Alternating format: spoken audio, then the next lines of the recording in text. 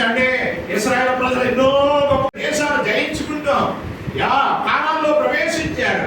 యెహోషువ ద్వారా యెరికో అనే పెద్ద పట్టణాన్ని జయించారు. ఏం చేశారు? యెరికో అనే పట్టణాన్ని జయించారు, దాన్ని స్వాధీనం చేసుకున్నారు దేవుని ద్వారా.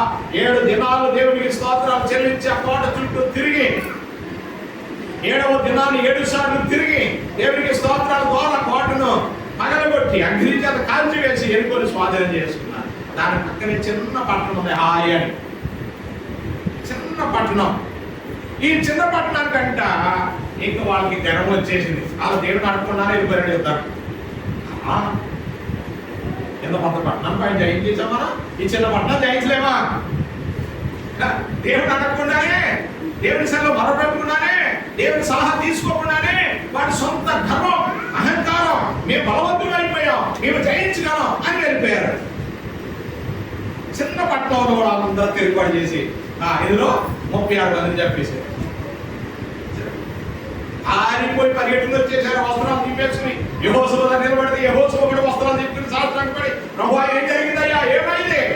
అరే మీలో లోపం పెట్టుకుని మీరు తగ్గింది ఎక్కడయ్యా నన్ను అడిగారా? మీరు అడగకుండా మీ ఇష్టానుసారంగా వెళ్ళిపోయారు.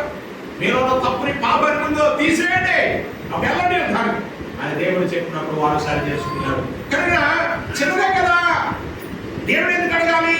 స్వశక్తి అనే ఆలోచన ఎప్పుడు మన జీవితం